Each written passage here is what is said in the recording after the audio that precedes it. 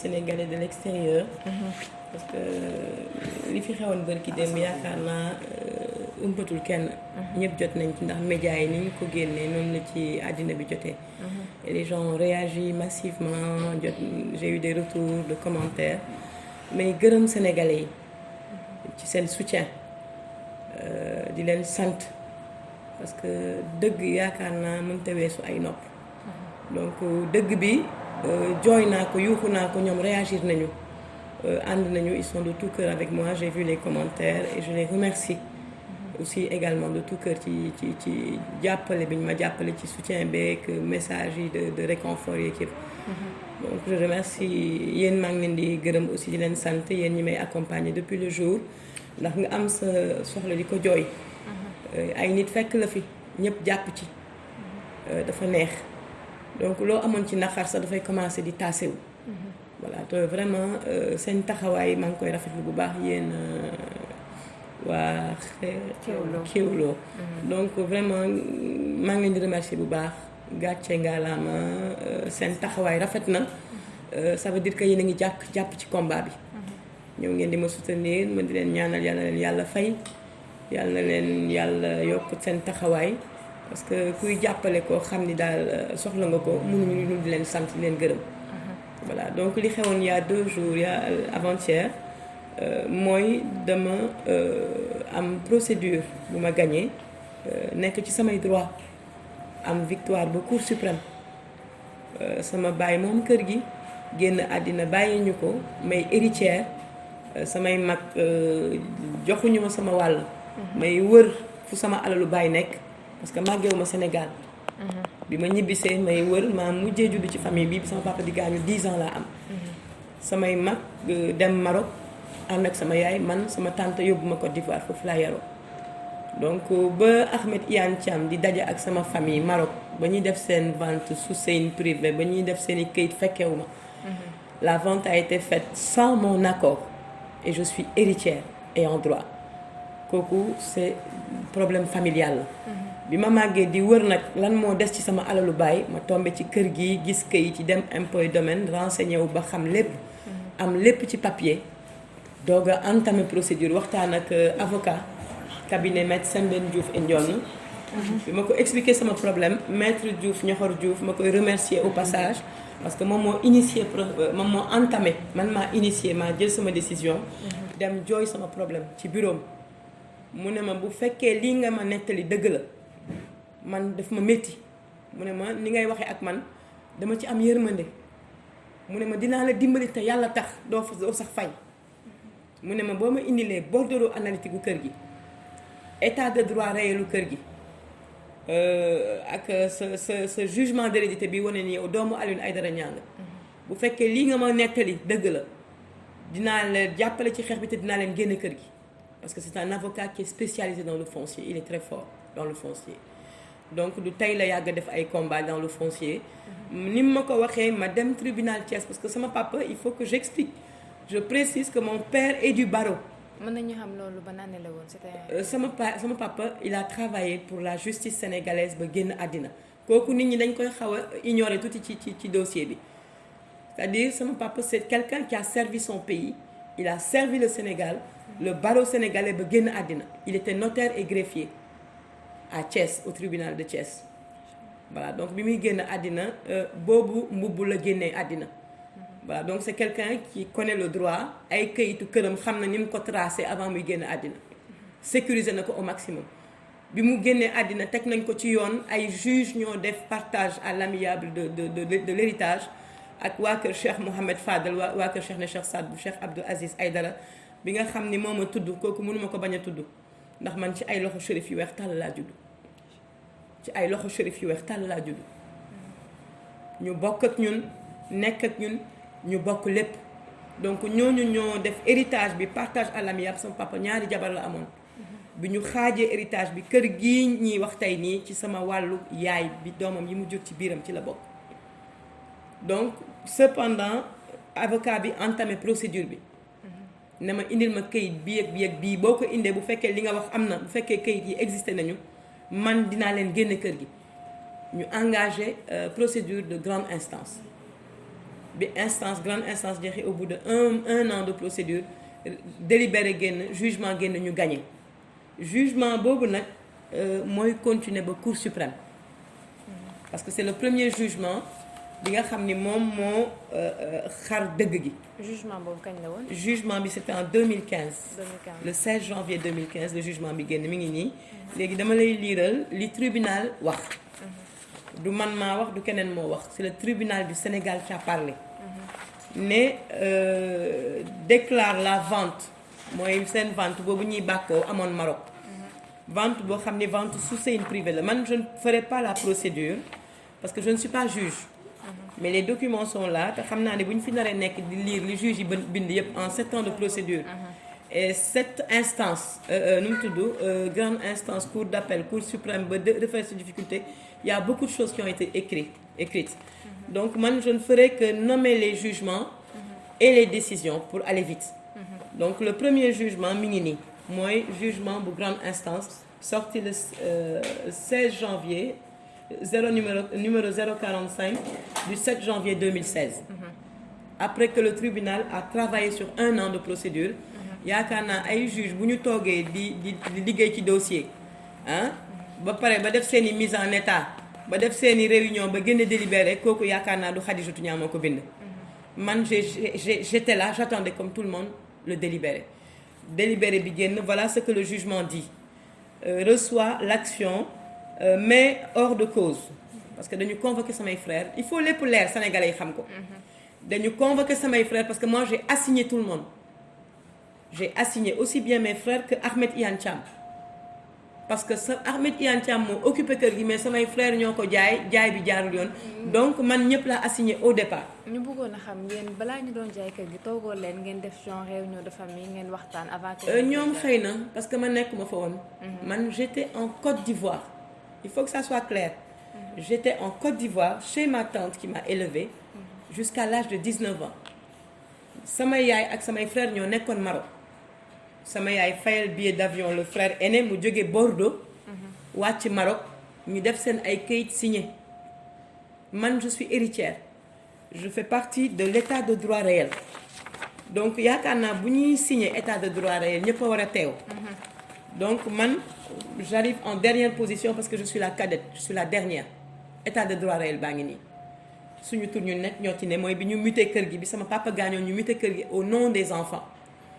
mais ba ñu signé ba ca fin ba man keneen moo signé sama place j'étais pas sur le territoire marocain.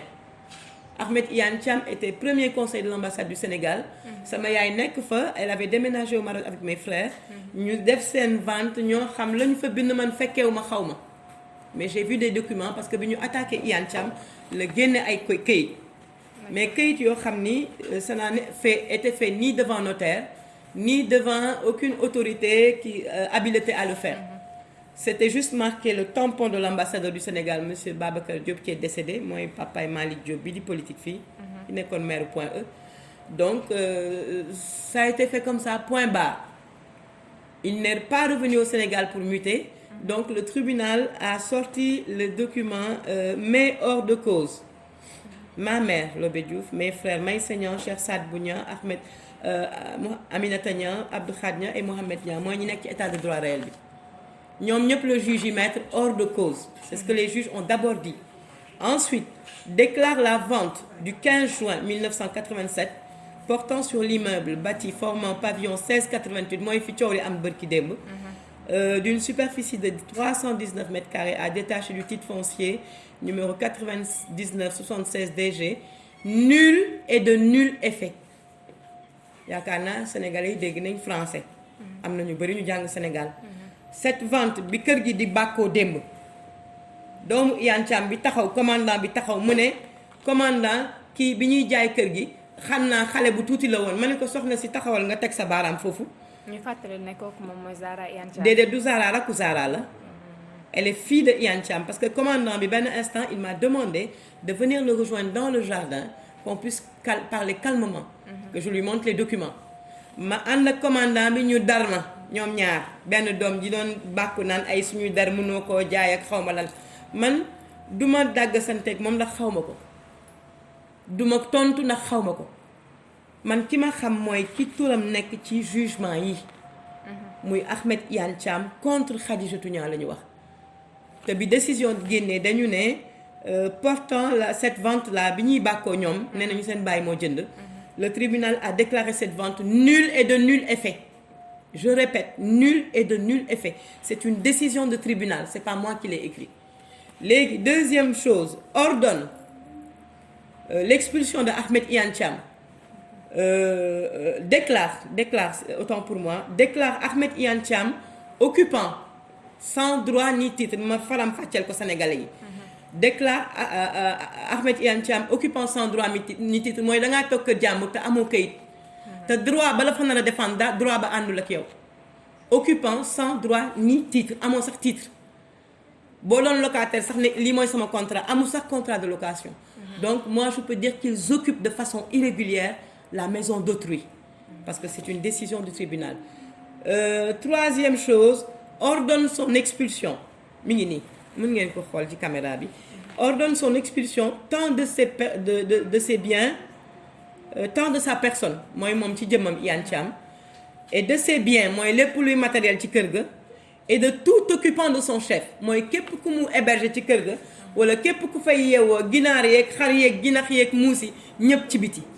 loolu la tribunal wax décision bii nag moom la bi ñu ko génnee ñu daw dem defi appel man ni leen da ngeen di appel ay ca leen maa ngi leen di xaar ñu def appel cour d'appel combat ba continuer ndax man du ma reculer damay avancer bi ñu commencé léegi laa ne doomu gaynde la doomu gaynde rek lay doon sama papa cheikh la cheikh na cheikh Saad bu ñun amuñu lu ñuy ragal yàlla ak yonent bi la ñu yaakaar moom la ñu jiital ci lépp lu ñuy def te képp ku jóg bëgg ñoo xeex di nga daje kàttanu suñu borom ñun yàlla la moo ñuy xeexal du ñu xeexal suñu bopp moo tax 7 ans ma tëg sama gémmiñ di déglu borom bi di ñaan di julli yàlla di ma ko won ci tribunal bi di ma may dëgg di ma may ndam mënoon naa génn ci première décision bi di woo caméra yi mais dama dal parce que bu la yàlla doon mayee doole dafa am nooy doxee ñu def appel ma ni leen da ngeen di xeex ak yàlla aywa bismillah premier année bi ci topp après 1 an de cour d'appel et de yéeg ak wàcc et de dilatoire et de jaar ci suuf et de jàdd koñ parce que ñoom c'est leur mode opératoire voilà man li ci procédure bi lépp laa dund parce que man dama ko bañ ba awma avocat may sama avocat wu bopp moo tax dossier bi dara umpuma ci ñoo la moo tax dara non parce que dama xam lu tax ki may xeexal mi ngi ci état bi te dafa am mode opératoire am mode opératoire am man dama ko jàng ba mokkal ko premier avocat bi xeex dossier bi Ñoxor Diouf takk na ma nekk jabaram mariage bu gaaw a yàqu te Zahra Iyane Thiam moo yàq sama sëy xam nga mënoon naa génn ci média yi wax ko bind naa ko président cour d'appel Ahmed Fall mu ne ma qu'est-ce qu'on en a à foutre de mariage et de ceci ma ne ko man du ma tontu juge magistrat mais man sama xeex xam naa nan laa koy defee bu waxtu jotee dinaa wax te li ma wax li ma xam ci dossier bi dinaa ko wax sénégalais yi dara du leen ci moom président ma ko wax il me connaît très bien s'il voit cet élément là il sait de quoi je parle et il connaît Khadijatou Niang foofu laa yem ci wax ji moom président actuellement le dossier est revenu dans ses mains mooy seen espèce u négociation bi ñu tenté delloo si nañ ko ci président Ahmed Fall fan yi maa ngi dem audience mais gis naa président ni muy comporté woo ak man ci salle bi di ma jéem a ñàkkal fayda di ma jéem a tuutil man nag dama di nit boo xam ne dama dal dama am respect te dama respecter les institutions tant que je suis dans le droit je laisse le droit faire son travail mais ku jéggi droit ma jéggi droit ku jéggi yoon ma jéggi yoon maa ngi leen di seetlu di leen observer di leen may battement ça fait des renvois et des renvois depuis 2 ans que j'ai fait appel pour annuler cette négociation là parce que Zahra Iyane Thiam nee na du fay parce que bu fayee kër gi turam du ci nekk donc elle est claire dans ce qu'elle doit faire elle a négocié elle a commencé la négociation elle veut plus continuer parce que nee na même su ma fayee ndaw si xaalis du tax sama tur nekk ci kër gi toog naa bureau maître Ousmane Seye def téléphone bi haut-parleur may dégg muy wax ak Zahra di wax may dégg mu ne ko waa mais maître waaw mais bu fekkee dañ koy fay même buñ ko fayee kër gi du nekk suñu tur donc amuñ ci intérêt maa ko dégg te ci bureau maître Ousmane Seye laa ko dégg mu def haut-parleur man lépp lu may wax dafay ànd ak preuve awma dara lu may nëbb ak lu may jaar ci ginnaaw ak lii dëgg bi may wax dama jaar ci digg bi voilà parce que xam naa fi ma teg sama tànk donc bi arrêt cour d'appel génnee président Ahmed Fall téye dossier bi ci bureau pendant 3 mois alors que le délibéré a été prononcé dans le tribunal ma am dëgg donc le délibéré dit confirme le jugement attaqué mooy jugement grande instance bi ma génne léegi bii cour d'appel confirmé na ko mais ni mu ko confirmé dinaa ko expliquer parce que dafa am lu ñu doon waaj wala lu ñu doon lal ndax li tax mu dugal dossier bi tribunal bi bàyyi ko ci bureau pendant 3 mois may fëgg di laajte ba xam bureau fan la ndax man sama dossier fu mu nekk dama koy topp sama alal fu mu nekk dama fay dugg ma fëgg bureau mu ne ma waa effectivement oui mais j'ai d'autres dossiers qui sont au-dessus waa il faut ma terminer loolu ma ne ko amul problème ma xaar mais 3 mois pour donner un jugement à quelqu'un léegi mu pare dossier bi génn am na fu ñu koy jëlee ci benn bureau pièce numéro xaw ma 56 xaw ma dem fëgg ñu ne ma dossier bi réer na dama lay expliquer madame pour nga xam li xew ci dëkk bi boobu Zahra ak ay nitam ñu ngi def seeni yëfi wëyu laa koy tuddee yëfi bandi di jaar ci suuf ba jël dossier bi réeral ko ma dem fëgg buntu benn kilifa sama yaay bu baax di jabaru kilifa fii bu ñëpp xam mais je me garde de dire son nom mu woote impôt et domaine ñiy wër di wër ba génn jugement bi nekk dañ ko làq pour ma bañ ci jot ma jot ci lijjanti samay lijjanti ndax ëpp ñu ma mbokk ci kër gi ci dëkk bi ëpp ñu ma ay xame ëpp ñu ma relation ci dëkk bi fu ñu jaar ma jaar fa fu ñu taxaw ma jàkkaarloog ñoom donc bi ma demee def samay lijjanti ñu ne dossier ba réeroon impôt domaine xam nga jugement bu génnee day dem impôt ñu visé ko mu doog a génn ñu réeral document bi mais lijjanti naa ba document bi génn mi ngi nii mooy arrêt numéro 9 de la cour d'appel arrêt définitif mais comme nous sommes en matière immobilière ils avaient la possibilité de faire un pourvoi en cassation mooy xëccaat parce que tribunal dafa bëri ay recours ñu dem pourvoi en cassation ma ne leen ay ca ñu dem bismillah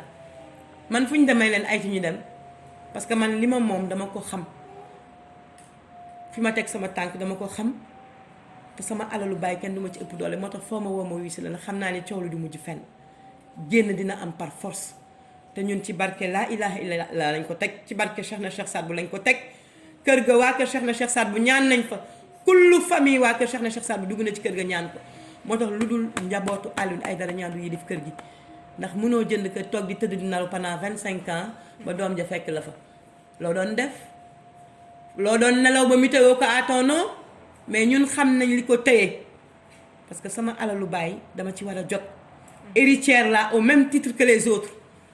sama baay li mu bàyyi ci àddina dama ci am droit donc kër gi sama droit la bu may xeex ak samay frères après kooku c'est une histoire familiale c'est du linge sale, ça se lave en famille, ça ne concerne pas la famille Thiam. Mais pour ce qui est des documents et des papiers et de ce qui est état de droit réel et de documents administratifs, d'impôts et domaines, de lépp lu état lal ñun ñoo moom kër gi. Nous sommes propriétaires du titre. Léegi ñu song ma Cour suprême ñu attaqué Cour suprême ma dugg Cour suprême sans avocat toujours ñu ne ma madame fii il faut nga am fi avocat. Keroog ma duggee Cour suprême damaa tiit ma ni yàlla yaay Karim ma ni fii mosuma fi dugg tey yaa ma dugal fii ci tapis rouge laa dugg yéeg moo taxit ci tapis rouge la décision génn wàcc yaakaaroon nañ ni foofu xëy na ñoo ma fa ëpp doole parce que foofu mooy état foofu mooy lépp lu jege nguur li mais dëgg kenn mënu ci dara te yaakaar naa bu yàlla waxee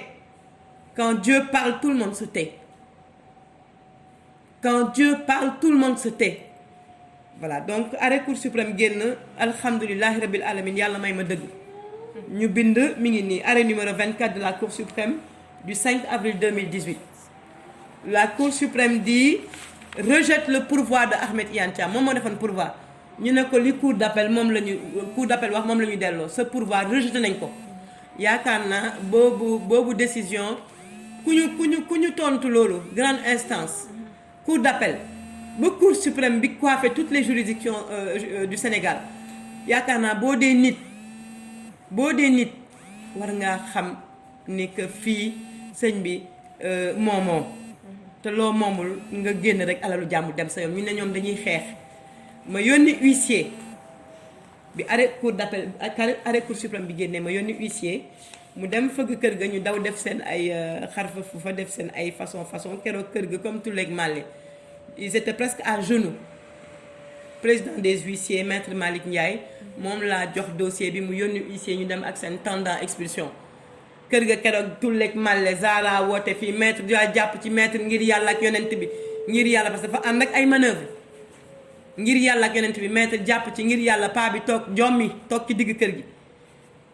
léegi huissier bi comme droit ni ma la ko waxee rek daf lay jox ay recours ñu ñaan référé sur difficulté yoon may na leen ko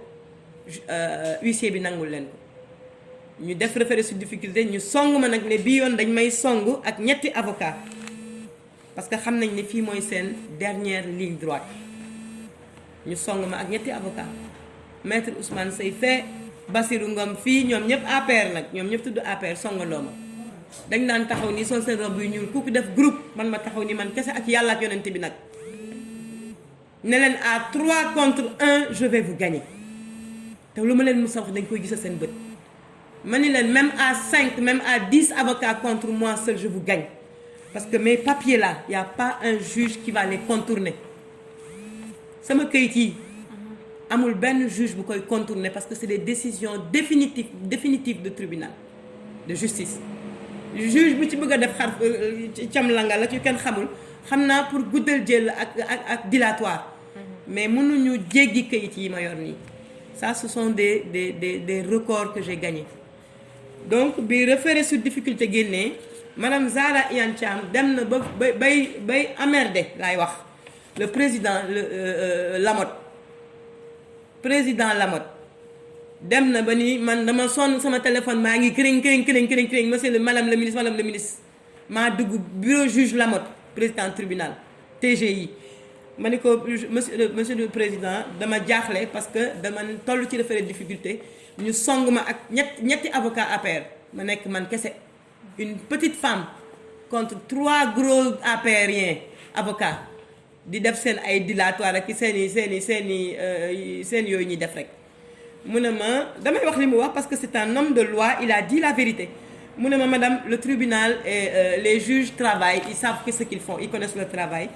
mu ne ma demal nga toog sa këyit yi nga yore moo lay défendre bul am looy ragal demal nga toog les juges vont lire le droit ma dem toog bi décision génnee mi ngi nii mooy le jugement mooy l'ordonnance de référé numéro 49 du 13 septembre 2019 mi ngi nii bii nag mooy bi nga xam ni mooy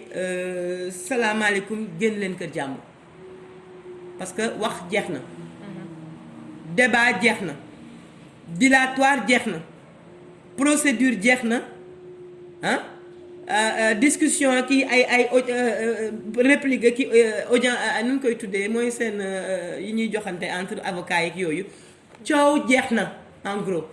décision bi li mu wax mooy rejette nous déboutons voilà mi ngi nii par ces motifs statuant publiquement en référé et en premier ressort déboutons le sieur Ahmed Iyane Thiam de sa demande de suspension des poursuites lui accordons toutefois un délai de 10 mois pour libérer les lieux xam nga ne woon nañ ordonne son expulsion tant de sa personne de ses biens et de tout occupant de son chef fii dañ ne lui accordons un délai de 10 mois pour libérer les lieux soxna si libérer les lieux nag yaakaar naa wax mënta weesu leeraayu wax mënta weesu loolu libérer les lieux wax mënta weesu loolu donc laissons les dépens à la charge du sieur Thiam laissons les dépens nag mooy lépp luy charge ak yooyu moom moo ko yenu parce que man moo tooñ moo perte moom la ñuy sas lépp yoon moom la sas lépp wax ji tribunal jeexal na ko fii la wax ji jeex soxna si 2019 voilà jeex na 2019 donc 2019 ba léegi ñu ngi ci kër gi toog malgré cette décision qu'ils ont reçue 2019 ba léegi ñu jot décision bi à compter attention à compter du 1er octobre 2019 bu ñu compter fukki weer yu ñu ko may mooy ndaw si jooy na tribunal jooy ba ñu ne bon nañ leen may quand même 10 mois ñu mën a roñ seen i bagages mën a lijjanti xëy na bu ñuy luwee ñu lijjanti caution feneen fekkee amuñu xaalis ñu dem wut fu ñu dem loolu la ñu wax donc 19 octobre 2019 à compter du 1er octobre 2019 novembre muy benn weer décembre janvier février mars avril mai juin juillet août moom la seen délai jeex 2020 nous sommes à quelle date madame 2022 voilà ku sa délai jeex depuis 2020 août nga toog ba août jeex nga feete fa sa des sa 31 décembre daal di ne xaaral ma engagé waat année 2021 ba corona ñëw nga toogaat ci kër ga ne xaaral ma yokkaat 31 décembre 2021 ñoqaliwaat 2022 soxna si yaakaar naa mi ngi bëgg a ëpp de te lu ëpp tuuru man nag duma toog ci sama kër baay bi nga xam ni kayit yi yëpp ñoo ma jox dëgg ah ñu may expulsé nañ ma tey laa toog di ko compter avant ngeen di ñëw 8 fois avec mes enfants depuis 7 ans de procédure on m'a expulsé 8 fois parce que j'étais en difficulté may muñ rek parce que dossier bi mi ngi ci yoon loxo yoon man bu yoon di liggéey duma leen déranger duma interférer mais nag bu yoon liggéeyee ba tëj buntu bi ne le débat est clos bu boobaa nag su ma neexee ma woo caméra yi ne médias yi kaay leen maa ngi invité nag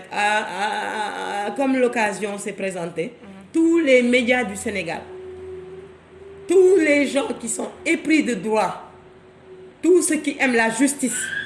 ñépp ñi nga xam ni dañuy bañ ku néewal doole doomu aadama je les invite et j'invite toutes les presses écrites médias nu ñu koy tuddee réseaux sociaux médias télévisés man je suis prête à aller devant les écrans et à affronter Zahra Iyane Thiam parce que c'est un affront qu'elle a fait avec moi devant mes droits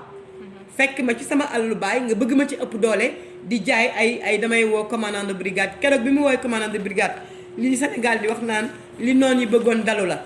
moom li mu doon xaar mooy bu commandant ñëwee embarqué ma yóbbu ma mais man duma ko ñuy embarqué di yóbbu